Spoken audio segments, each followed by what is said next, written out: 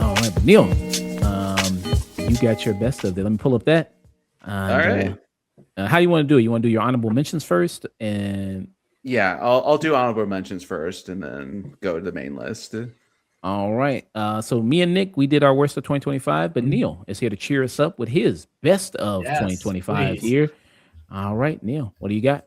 All right. Well, hopefully I can lift everyone's spirits up from the dregs of the bottom of the barrel. But all right. So And we from need it.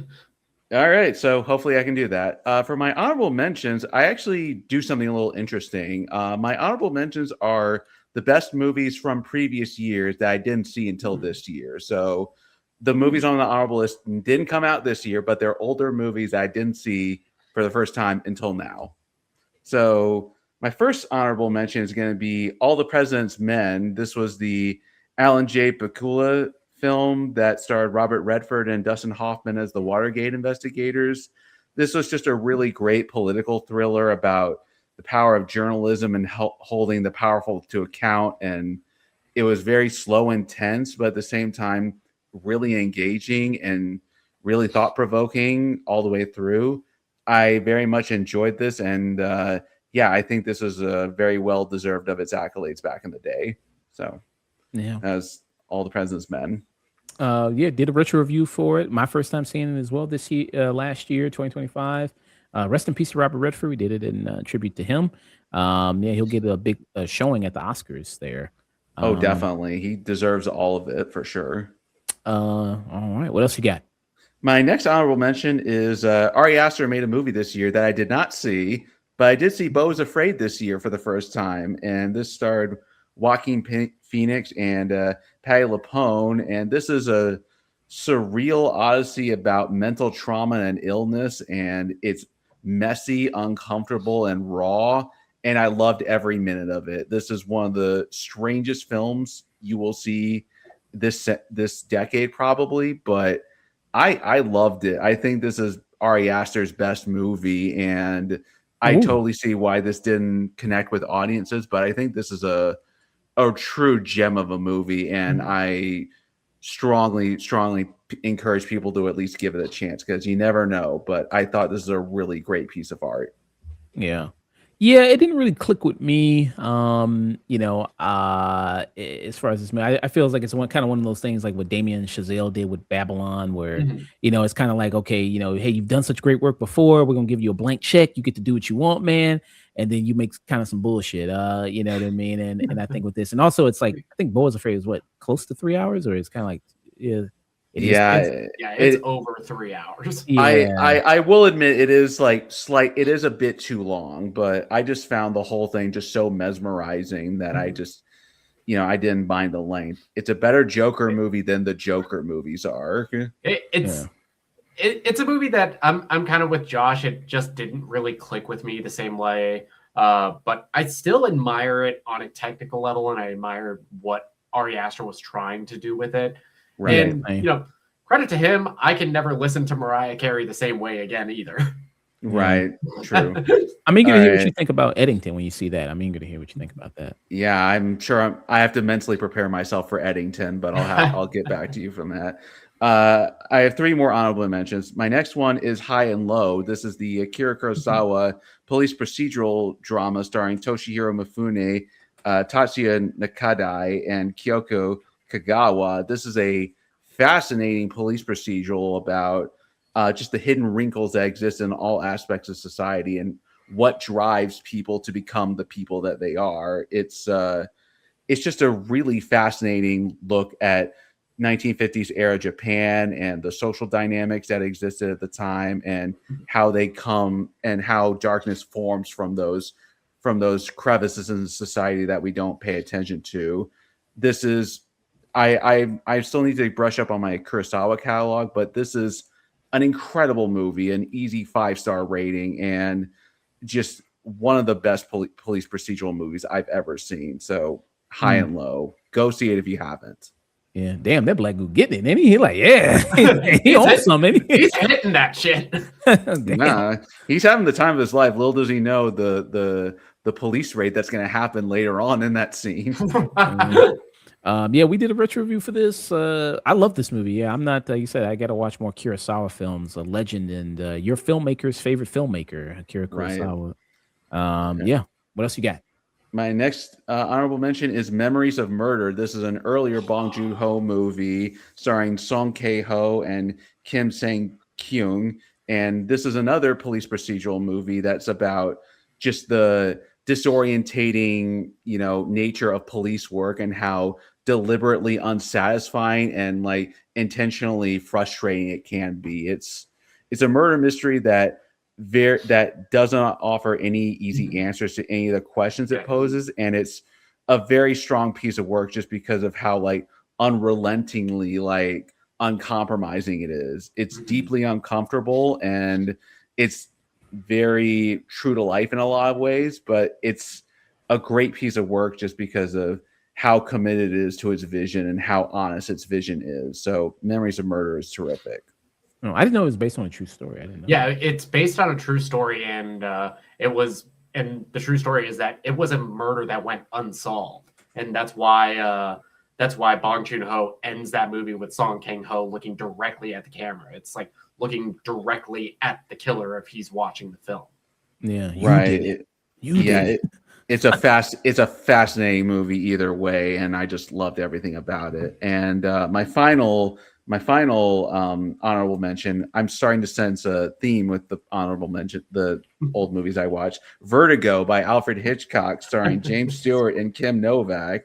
This is another surreal movie about not only a fantastical crime, but just about the possessive nature of men and women and the dynamics they have and the dynamics of the sexes that exist. This is really a character study about the degradation of a character, because James Stewart starts as a relatively reasonable guy, but he slowly transforms into a just detestable human being over the course of this movie. And it's a great examination about the dynamics of sex and power in relationships and just the moral decay that is involved in all of it. So Vertigo, little did people know, it's a pretty good movie. So who'd have thunk it? Oh no, I can't respect the man who has vertigo. You scared of heights, man. You a bitch.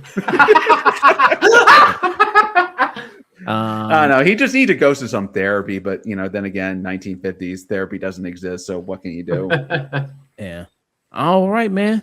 You done with your honorable mentions. Going to get into your best of list. Can't wait to hear.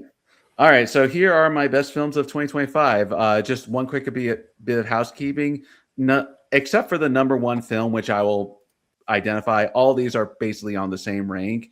And I didn't see every single movie, so you're not going to see Marty Supreme or Hamnet on this list because I didn't get around to it. I'm sure they're great movies, but I will have to see them another time. So the first movie on this list is going to be a movie that I loved and not a lot of people seem to love as much as me, but it's A House of Dynamite from Catherine Bigelow. This is starring Idris Elba, Rebecca Ferguson, and Jared Harris. And this is a great political thriller about the messy complexity of modern warfare and the systems that interconnect global superpowers. It's an extremely tense movie with just a really fascinating subject matter. And I found the entire thing just riveting from start to finish. It has one of the best first acts of any movie this year. And the entire time, even though it ebbs and flows in different directions that are kind of unexpected, found the whole thing fascinating and engaging just from the whole time. So House of Dynamite is a great movie, and I would definitely recommend it to people. Yeah. Nick, did you see this movie? I missed this one. Okay. Interesting. Okay. Yeah. We reviewed it, me and Neal together. I didn't like it that much there. I did see it on some best of lists. I saw some other people put on their best of. Yeah, it just kind of didn't really gel with it. I thought it was it was hard to really connect with anybody in the movie. I felt like, and Nick, you've seen Shin Godzilla, right? Yeah, I've seen Shin Godzilla. It's kind of a little bit to me felt like Shin Godzilla in that sense of like, and my issue with that movie is kind of felt hard to really, connect with anybody in that movie too. It's I Um, think I think funny you bu- I think mentioned. bu- I think by nature, both of them, you're not really supposed to connect with it, and that's something that I've like liked and had complaints with Catherine Bigelow in her later career, especially with Zero Dark 30 and Right. to an extent this, where she's more interested in capturing like the procedural aspect of it versus like creating something where you connect with it on an emotional level.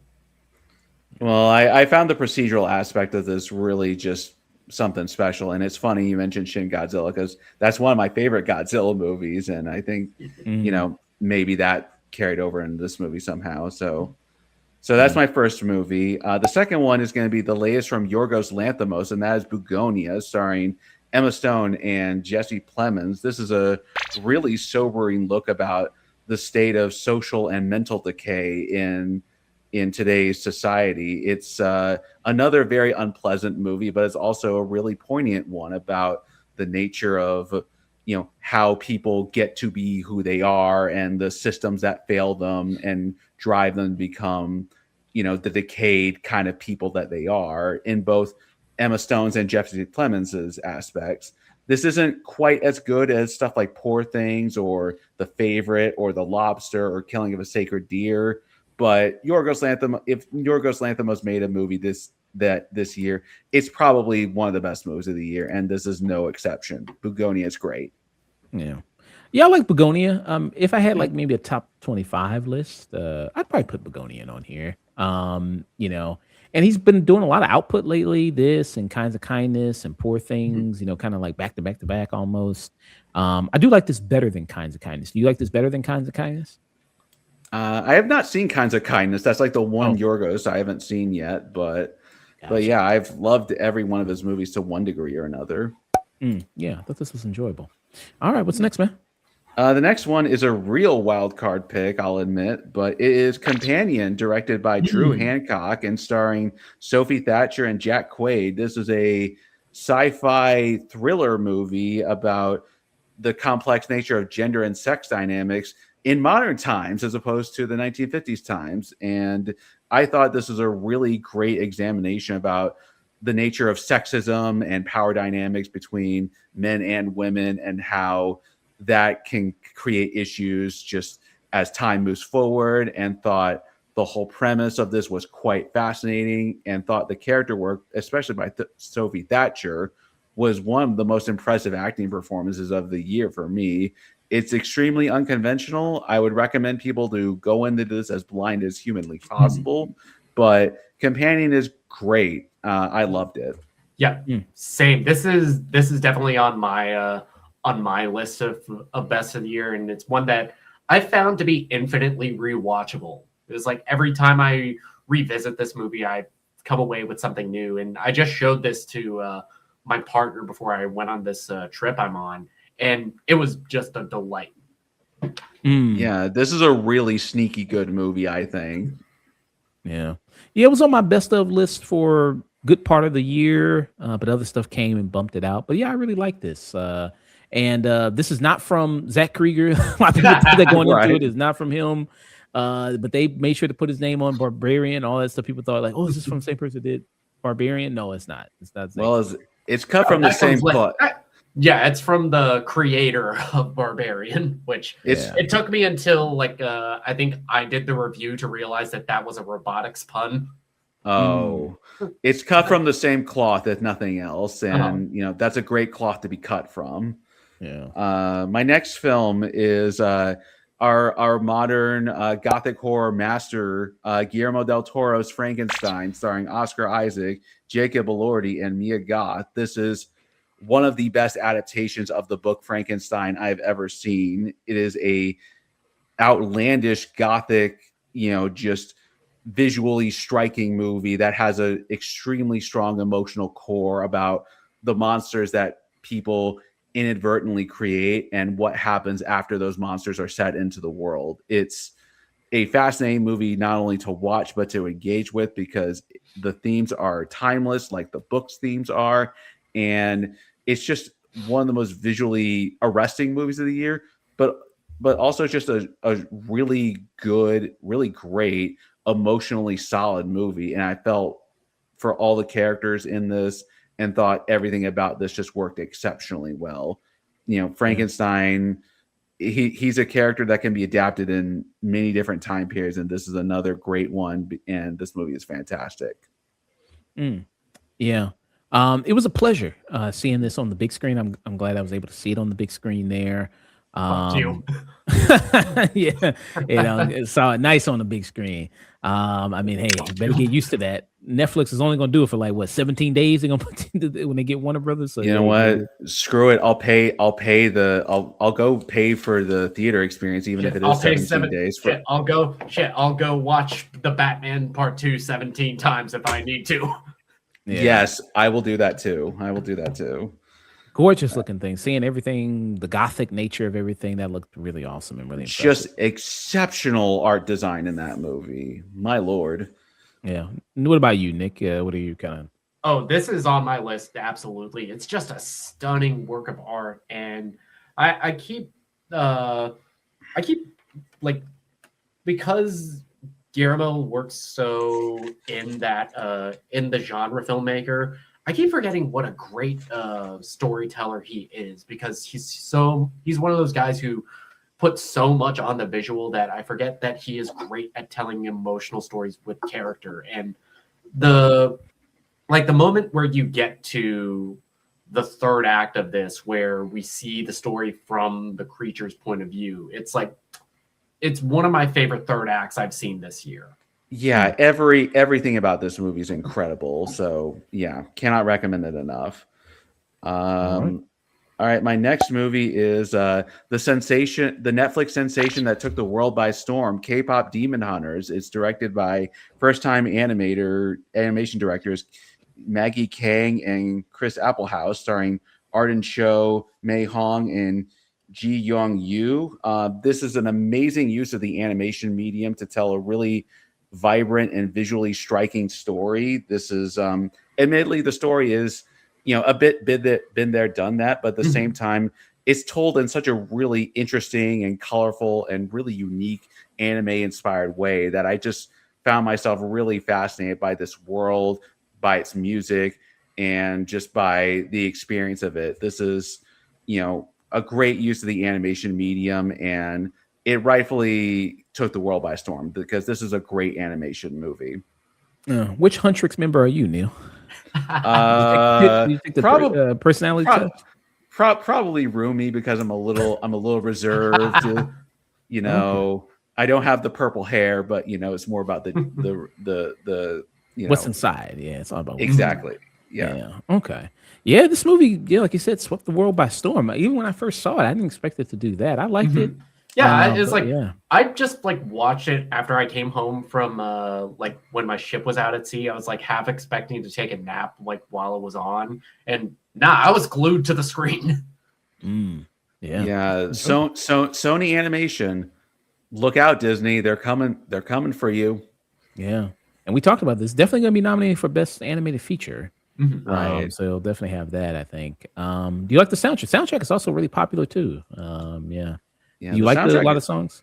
Oh yeah, the soundtrack is great. Yeah, Golden's a bop. This movie wouldn't be half as successful as it is if the soundtrack didn't completely fucking rip. Yeah, that I agree with for sure. Yeah. All right, my next movie is a foreign language movie. This is Left-Handed Girl, directed by Shi Ching Zhou, and this is produced by Sean Baker, who had a lot of success with Anora last year. This is a really stressful family drama about the breakdown of a family as they move to Thailand and try to adopt a very chaotic living situation into their own. It's got great performances from everyone, especially Janae Sai, Shi Yuan Ma, and Nina Ye, who play the family. And I just felt these characters were very real, raw, and emotional, and thought their situations were very engaging and believable. This is one of the more believable family dramas I've seen in a while, just because it is so uncompromising about everything it tackles. And I think this is a great drama and movie in its own right, and I think it's great. Yeah. One thing I really hate about this movie, made me really hungry. They were eating a lot. They had a noodle shop. eating at dinner a lot. That's yeah. Asian families, dude. It's like we eat. Well, Right. I was hungry, but yeah, I really enjoyed this. This was her directorial debut. It is, yeah, and she had, she knows Sean Baker, so that's how this got distributed by Netflix and stuff. Yeah, so I can't wait to see what she does next with that. I think it'll be something really interesting, if nothing else. Yeah. All right. That or Marvel will buy her. Oh yeah, maybe she'll No, she'll do Black Widow. No, don't be like Chloe Zhao with Eternals, please. All right. My next movie. Hey, didn't we just talk about this movie? It's Life of Chuck, directed by Mike Flanagan, Tom Hiddleston, and starring Tom Hiddleston, Karen Gillan, and Mark Hamill. This is a story about the founding parts of a life, the small founding parts of a life, and it's a really beautifully shot, beautifully told story about the life that is grown in front of us and how that life affects the world and the people around us. I found this extremely just heartfelt and just emotionally wrought the entire time. And I love this life affirming message. Despite how the movie plays out, I thought this is one of the most life affirming and just feel good movies of the year. Mike Flanagan, you can do no wrong with me. So Life of Chuck is fantastic. Yeah. And Nick, you love it too. You love it. Yeah, I love this movie quite a bit. Yeah. So what's coming first? Is his Dark Tower stuff, Carrie stuff coming first, or is it Clayface? I think Clayface is getting released first. Carrie wrapped, I think, a couple weeks ago, and that's going to be coming out later this year. Yeah, Dark Tower. That's going to be the interesting one because Dark Tower is so like fantasy driven, and it's famously one of the hardest King books to adapt. Well, and it also has tried many times, and they've tried many times, and it hasn't worked. Well, they also have the stink of that bad movie that came out a couple of years ago. Yeah. So I just saw that movie recently. Yeah, it is not very good. Yeah. What else you got, man? All right, next up, Paul Thomas Anderson. Who'd have thunk he's a pretty good director because he made One Battle After Another, starring Leonardo DiCaprio, and Chase Infinity, Sean Penn, Regina Hall, and a bunch of other people. But this is a really tense thriller about the fallout from politics and who specifically is targeted through political retribution. And I thought its commentary about this kind of subject matter was really nuanced and really interesting. The characters are all really great. The writing this is one of the sharpest scripts of the year with some of the best defined characters. And this is a movie where everything works just perfectly as intended. This is, Paul Thomas Anderson has made tons of great films throughout his entire career. This is one of the strongest ones. So if that's not a recommendation, I don't know what is. Yeah. Beautiful. Also, one of those movies great to watch on the big screen.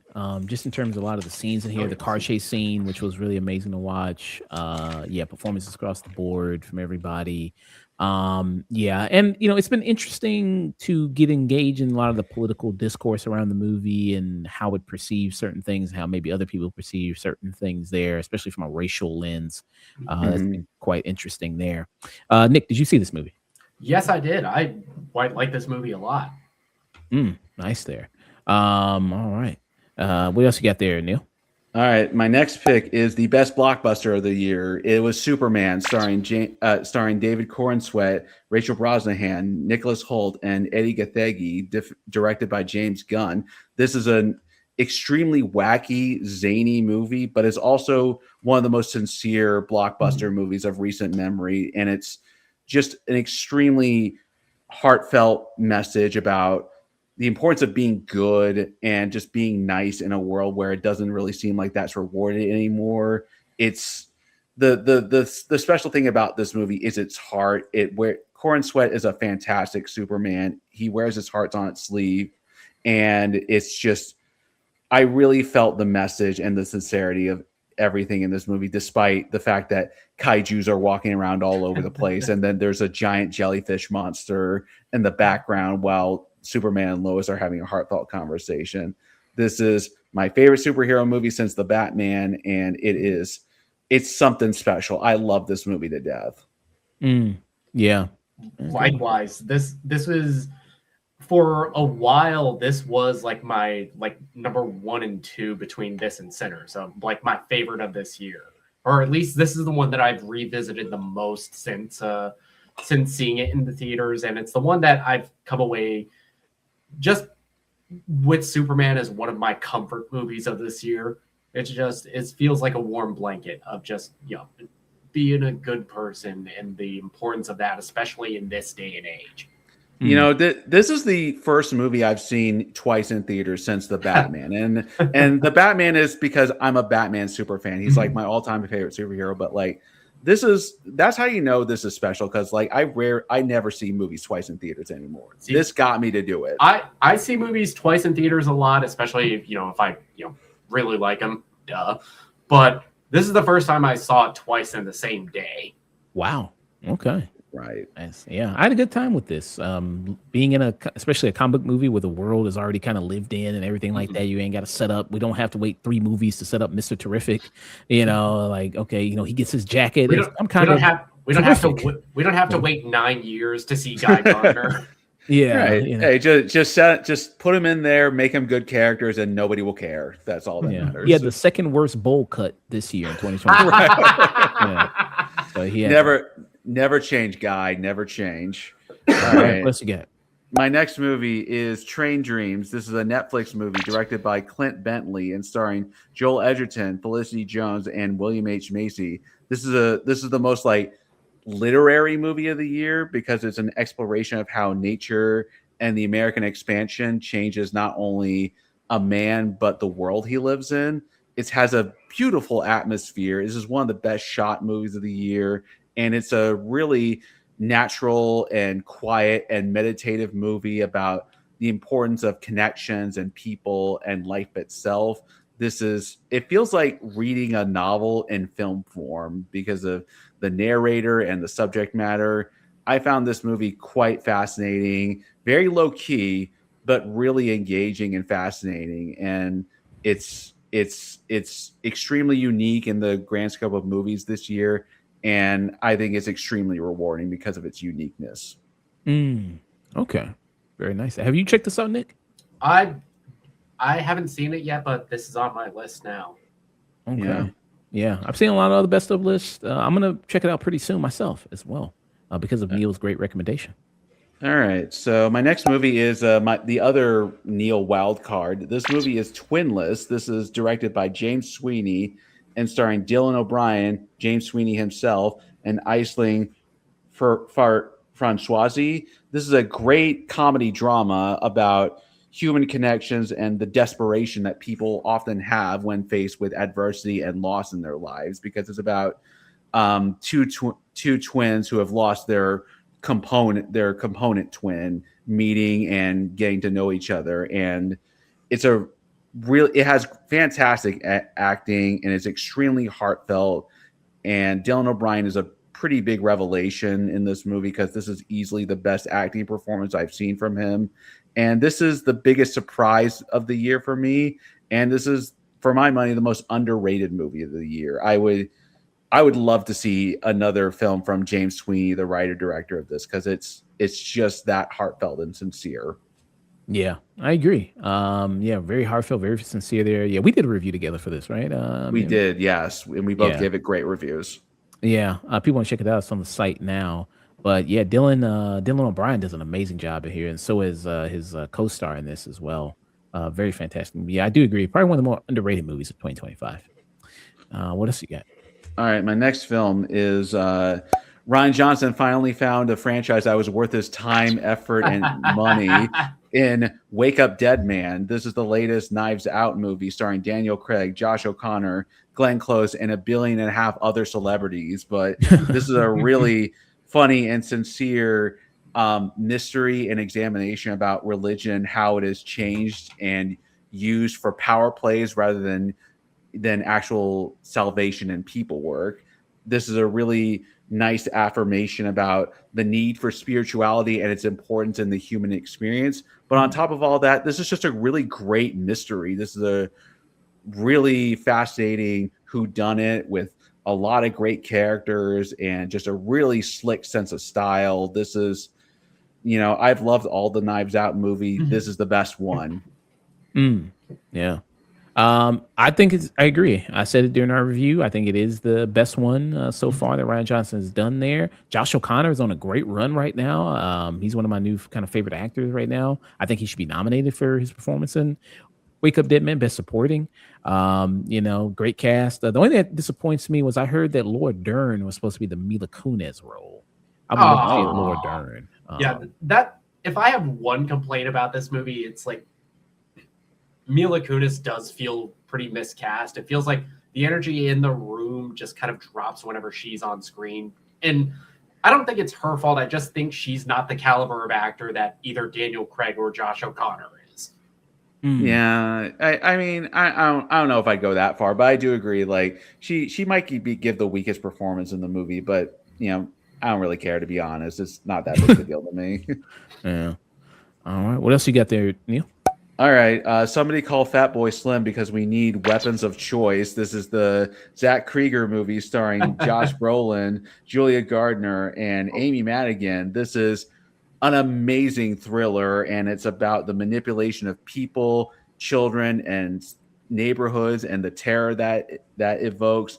This is not only one of the most exciting movies of the year. This is the best horror film of the year. This is just an amazing piece of popcorn, crowd-pleasing filmmaking. I cannot recommend this movie enough. Zach Krieger is one of the best directors working in Hollywood today, at least to me, with this picture. And anything he does, I'm there day one, because this and Barbarian before it are just that dynamite of movies.